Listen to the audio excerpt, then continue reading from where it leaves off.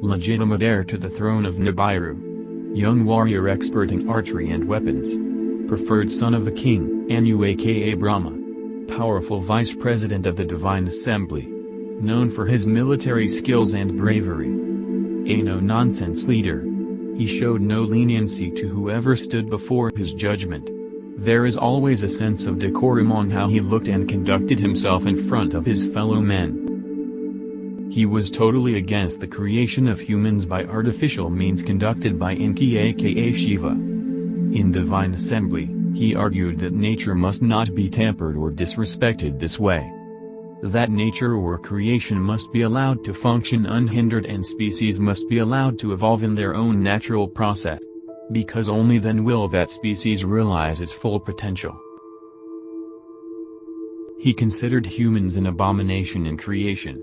He never liked them, he saw them as one of the animals in the wild. It was he who ordered them to remain stark naked and serve in Anunnakis like any other domestic animal.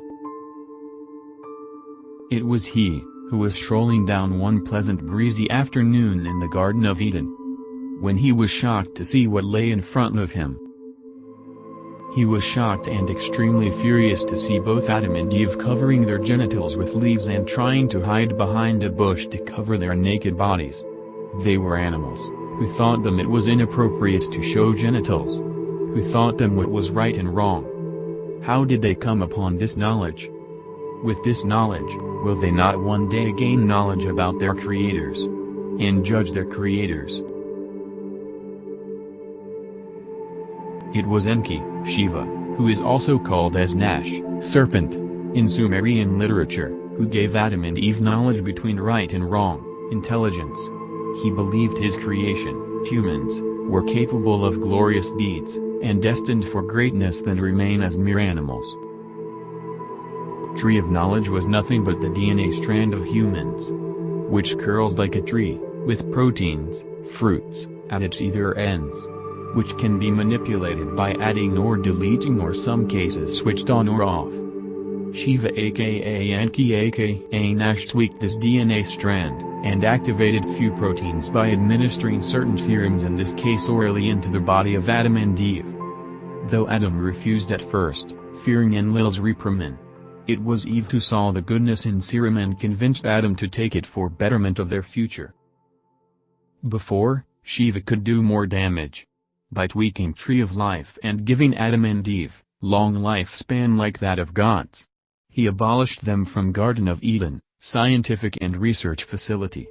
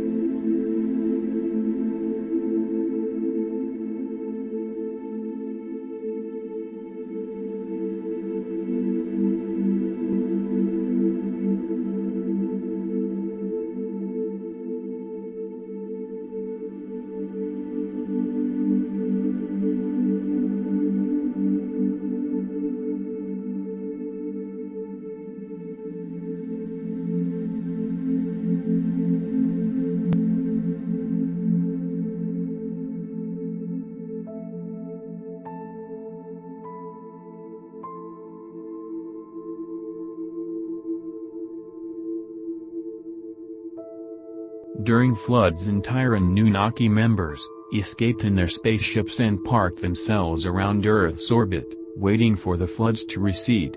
It took a long time of around 40 days. They starved without food and water during this period.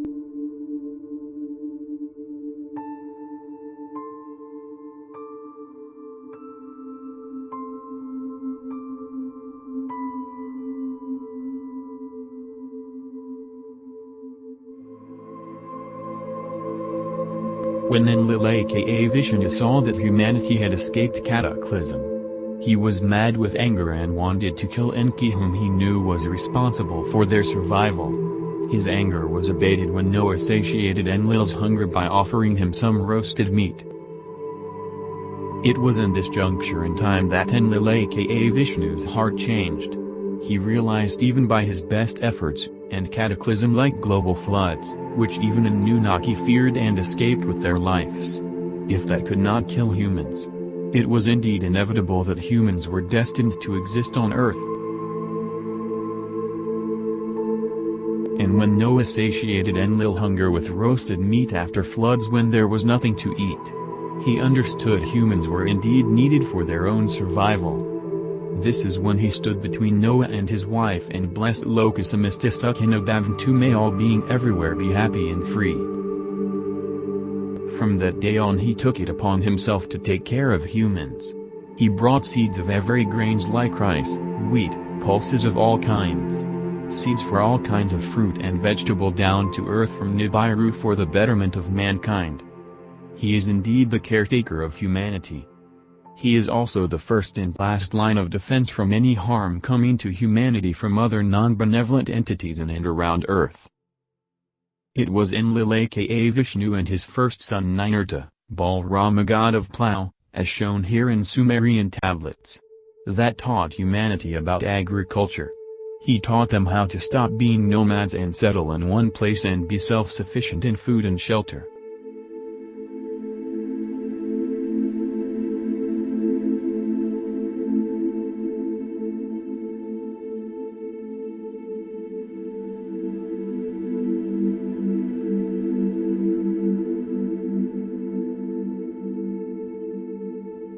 Vishnu aka Enlil, most trusted confidant, a person with whom he shares a secret or private matter, trusting him not to repeat it to others, is Saint Nerida aka Saint Germain. Vishnu's most trusted wingman, who pilots his personal aircraft, is Garuda, whose real name is Ilgar. Vishnu aka Enlil is the god who spoke to Moses through a burning bush.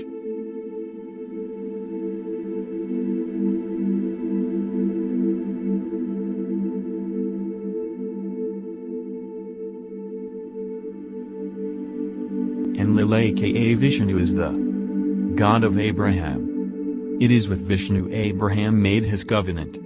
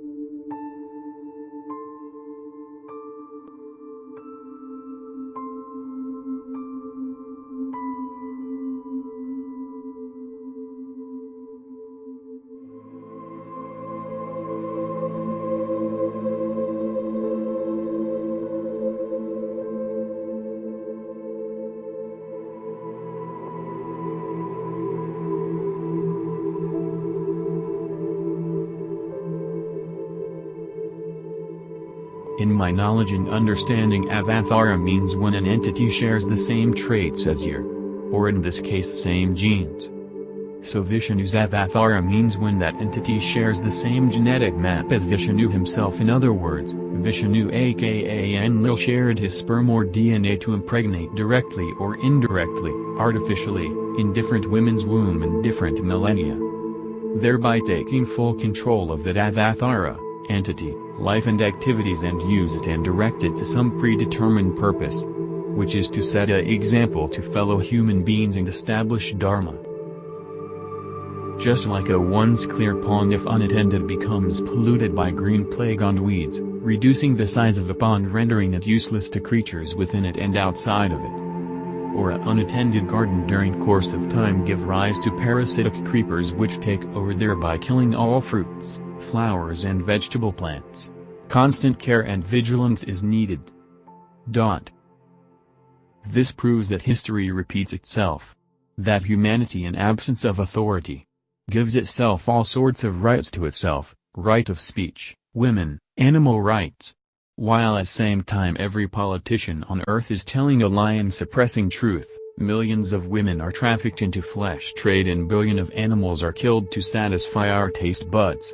Such is the case when man refutes divine authority and make laws to suit his own selfish needs. And society will finally slide and degrade itself to animalistic society. This happens over and over again every millennia.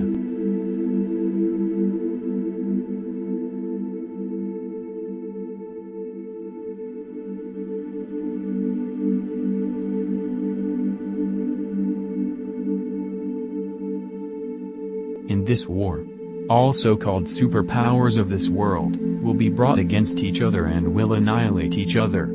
All those who are drunk with ego and power will be reduced to ashes. A new world order will be established.